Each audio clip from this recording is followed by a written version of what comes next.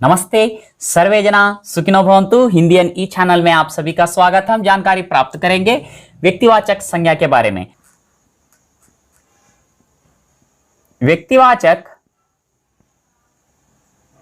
जातिवाचक में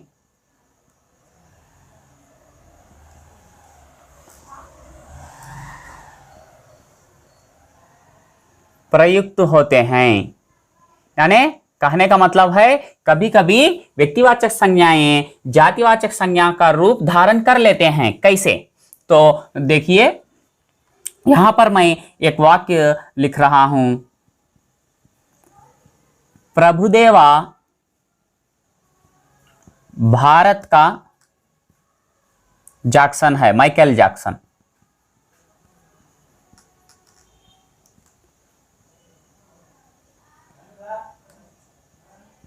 उषा जी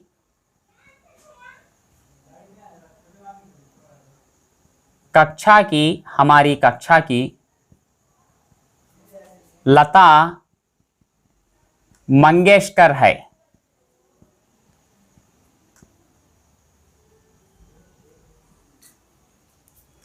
अगर मैं कहूं घर घर में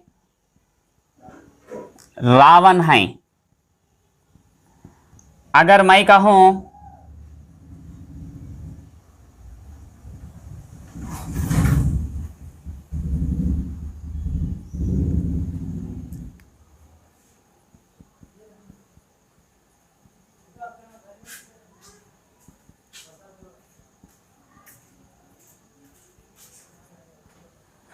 मेरी बेटी मेरे घर की लक्ष्मी है, तो यहां पर इन वाक्यों को ध्यान से देखिए। ऐसे वाक्य 200-300 भी लिख सकते हैं, लेकिन कॉन्सेप्ट को समझिए। बस केवल एक वाक्य भी काफी है। जो प्रभुदेवा को यहां पर किससे तुलना की कर रहे हैं? जैक्सन से तुलना कर रहे हैं। आप कोई भी व्यक्तिवाचक संज्ञा को दूसरों के लिए तुलना के रूप में हो या लक्षण को सेम जो उसी तरह का लक्षण को दर्शाने के लिए उपयोग में लाते हैं, तो वहां पर वह जातिवाचक संज्ञा हो जाती है। यहां पर देखिए, घर घर में रावण है, रावण है। यहां पर रावण वह रावण नहीं जो 10 आनन को धारण किया है। यहां पर रावण का मतलब है रावण जैसे गुण, रावण जैसे लक्षण, रावण जैसे बुरे गुण यहां पर दर्शा रहे हैं। तो यहां पर कहने का मतलब है जो रावण वास्तविक रावण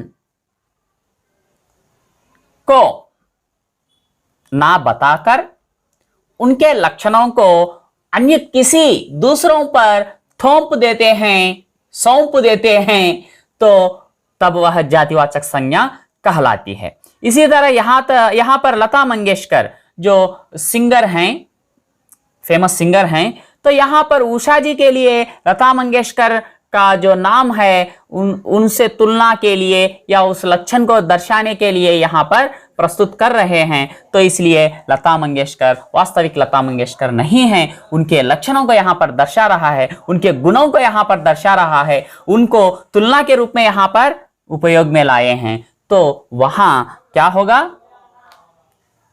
जातिवाचक संज्ञा कहलाएं। लक्ष्मी जो है, जो देवी है, यहां पर अपनी बेटी के लिए लक्ष्मी का शब्द इस्तेमाल किया जा रहा है, तो यह क्या होगा? यहां पर जातिवाचक संज्ञा होगी। ओके, तो पहला बिंदु है व्यक्तिवाचक संज्ञा जातिवाचक में प्रयुक्त होते हैं। ये दूसरा बिंदु, व्यक्तिवाचक संज्ञा पर कारक का प्रभाव नहीं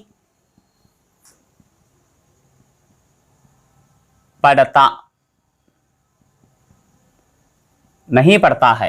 कैसे? का शब्द, इससे संबंधित एक वाक्य लिख रहा हूं मैं।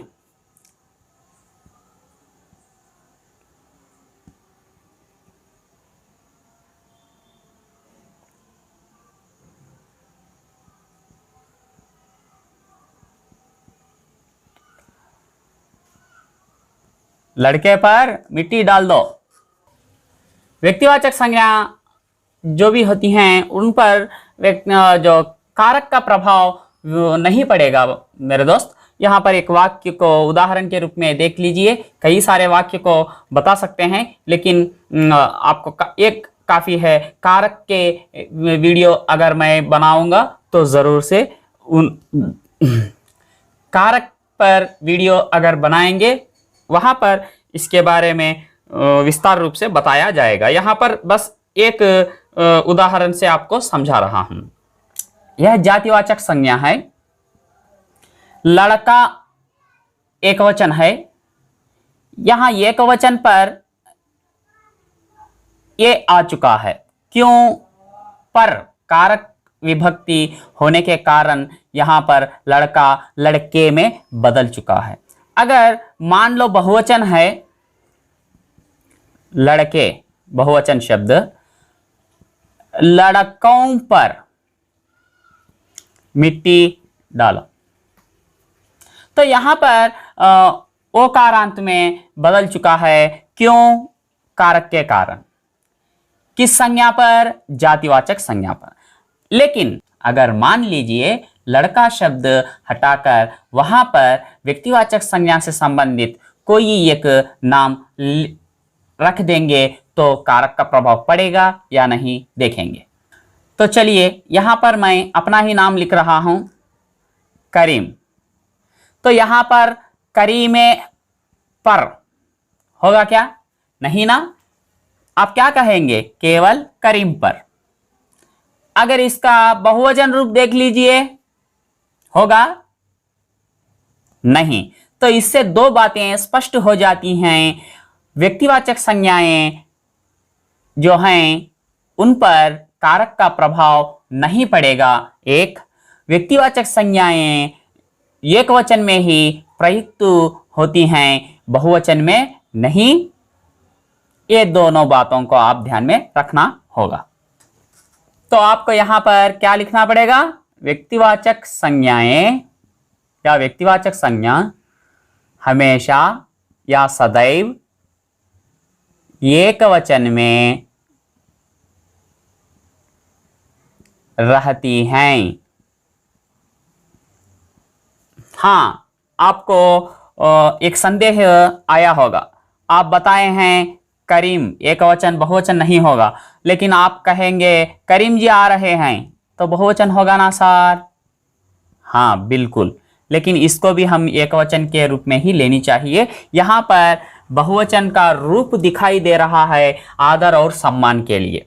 तो आप थियरी के रूप में भी लिख सकते हैं व्यक्तिवाचक संज्ञा आदर और सम्मान के लिए, आदर के लिए बहुवचन का रूप देते हैं। ओके, तो ये हुई बात व्यक्तिवाचक संज्ञाओं से संबंधित, लेकिन पिक्चर अभी बाकी है। जो व्यक्तिवाचक संज्ञाएं हैं वे अर्थवान नहीं होते हैं। तो लिख लीजिए और एक पॉइंट, व्यक्तिवाचक संज्ञा अर्थवान नहीं होते हैं। थियरी में ही लिख दूं, अर्थवान नहीं होते। कैसे? संज्ञाएं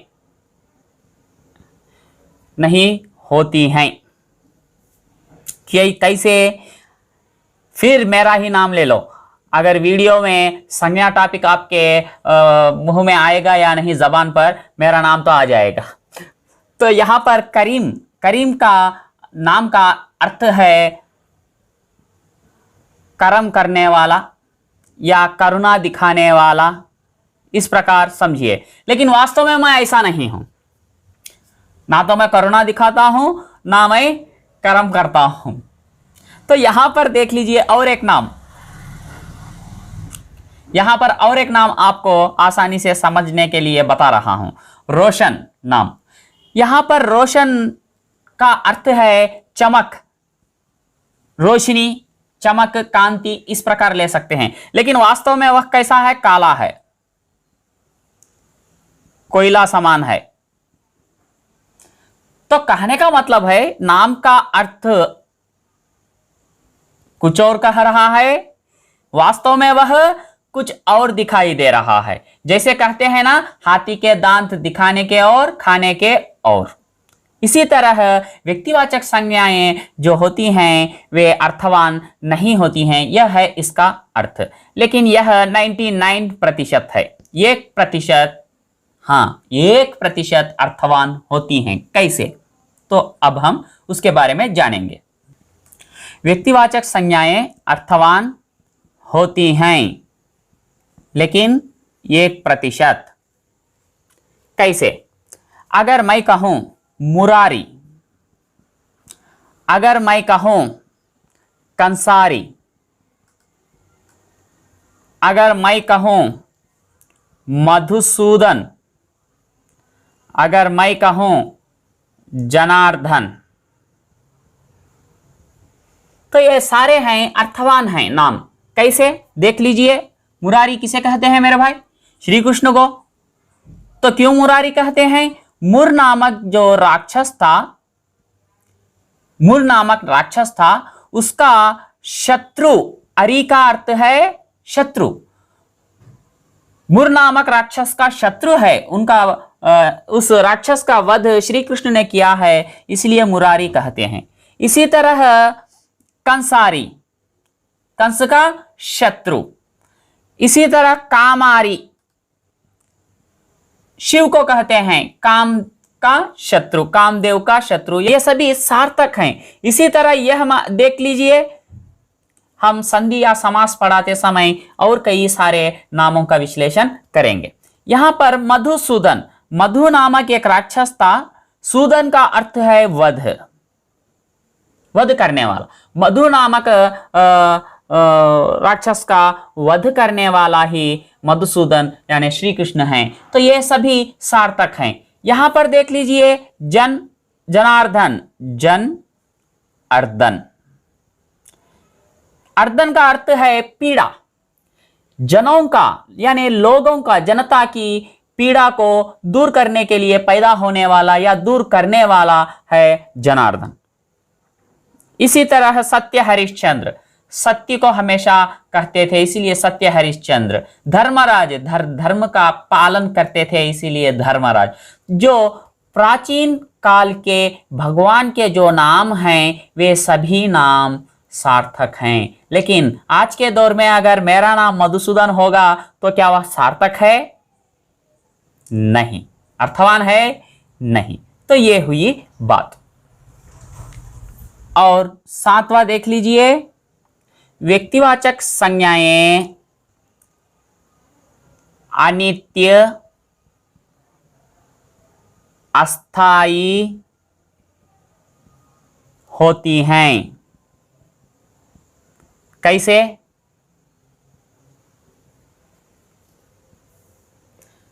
तो आपको झांसी रानी लक्ष्मीबाई का जो नाम पता ही होगा, बचपन का नाम जो मणिकर्णिका था, मणिकर्णिका। बाद में प्यार से मनु बुलाते थे, लेकिन विवाह के उपरांत क्या कहते थे?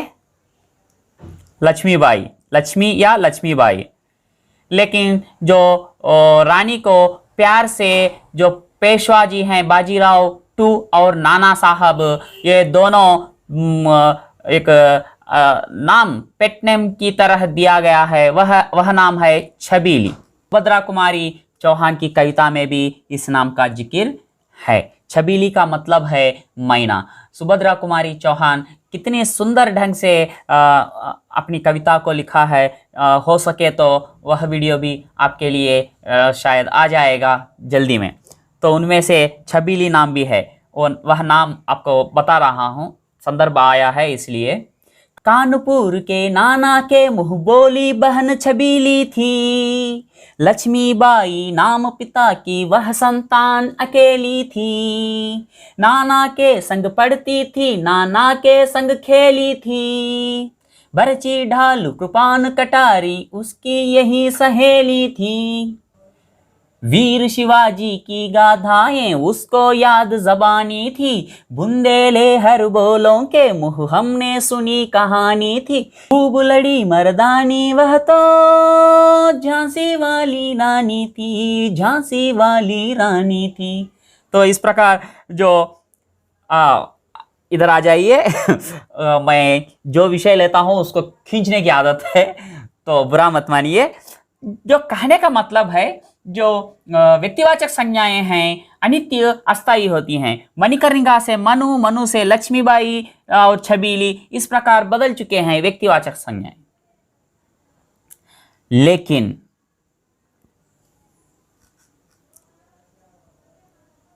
वीर नारी क्या बदलेगा? नहीं। स्त्री बदलेगा? नहीं।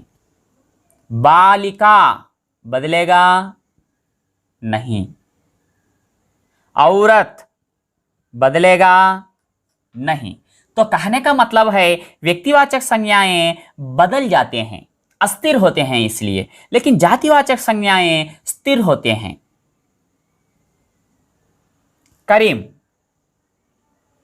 सुरेश, नरेश, किसी का भी नाम ले लीजिए, माया जगत से काया को छोड़ना ही पड़ेगा। व्यक्तिवाचक संज्ञा करीम बदल जाएगा, 4 साल जिएगा, 5 साल जिएगा, या 10 साल जिएगा, या 100 साल, बाद में तो जाना ही पड़ेगा। लेकिन करीम कौन है? लड़का, हमेशा के लिए शब्द रहेगा लड़का, जातिवाचक संज्ञा है। सुरेश चले जाएगा, क्यों? व्यक्तिवाचक संज्ञा। सुरेश एक अध्यापक है, अध्यापक क्या है? जातिवाचक संज्ञा, हमेशा के लिए रहेगा। मनुष्य, हम दोनों क्या हैं? मनुष्य हैं, हमेशा के लिए रहेंगे, जातिवाचक संज्ञा। तो इस प्रकार व्यक्तिवाचक संज्ञाएं अनित्य होते हैं, अस्थायी होती हैं, लेकिन जातिवाचक संज्ञाएं स्थिर होती हैं। ओके। व्यक्तिवाचक संज्ञाएं जो हैं कभी कभी भाववाचक संज्ञा की तरह भी प्रयुक्त होते हैं। अगर एग्जामिनर आपसे पंगा लेना चाहता है, पेपर सेटर, तो ज़रूर से पूछा जा सकता है, क्योंकि हम रटे हुए ज्ञान को लेकर जाते हैं कि भाववाचक संज्ञा जो है जातिवाचक से बनती है, और क्रिया से बनती है, और अव्यय से बनती है, और विशेषण से बनती हैं। तो वह वाक्य पर निर्भर रहेगा। उदाहरण के रूप में देखिए, नौकरी आने के कारण, नौकरी आने के कारण उसके घर में दिवाली मना रहे हैं।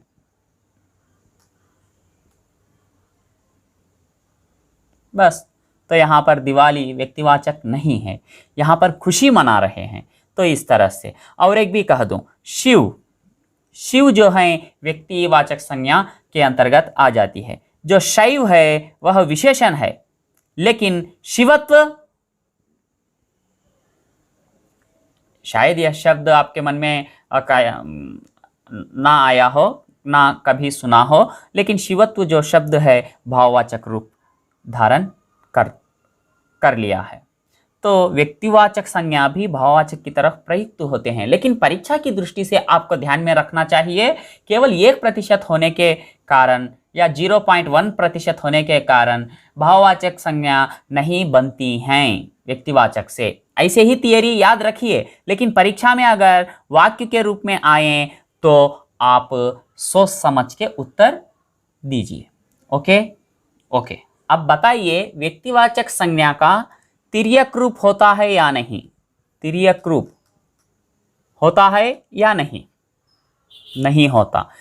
किसी भी एग्जाम में आपको व्यक्तिवाचक से संबंधित जानकारी अगर विषय पूछता है थियरी के रूप में, तो यही आ जाएंगे, दूसरे नहीं आएंगे। Okay okay. यहाँ को विकार के क्षेत्र में रखा गया है।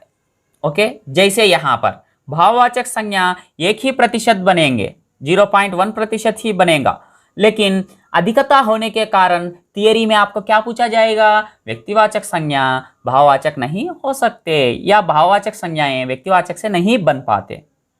अधिकता को ध्यान में रखना पड़ेगा। उसी तरह यहां भी अर्थवान होते हैं या नहीं? व्यक्तिवाचक संज्ञा अर्थवान होती हैं या नहीं। ये तो 1% ही है, बाकी 99% नहीं होती हैं। इसीलिए थियरी में आपको क्या याद रखना पड़ेगा, व्यक्तिवाचक संज्ञाएं अर्थवान नहीं होती हैं, यही ध्यान में रखना पड़ेगा। और इसी तरह इन दोनों बिंदुओं पर भी क्या बहुवचन रूप होगा या नहीं। यहाँ पर आदर के लिए होगा 0.1%, लेकिन यहाँ पर 99% सदैव एकवचन में होती हैं, इसलिए सदैव एकवचन में रहती हैं। ऐसे थियरी को आप याद रखना पड़ेगा। मैं समझता हूँ कि आपको वीडियो समझ में आया होगा। अगर ना समझ में आए तो दोबारा देखिए, आपको आसानी से समझ में आ जाएगा। इसी तरह आप कॉन्सेप्ट की ओर ध्यान देते हुए पढ़िए, आप सफल हो जाएंगे, यही हमारी उम्मीद है। नमस्ते, सर्वे जना सुखिनो भवन्तु।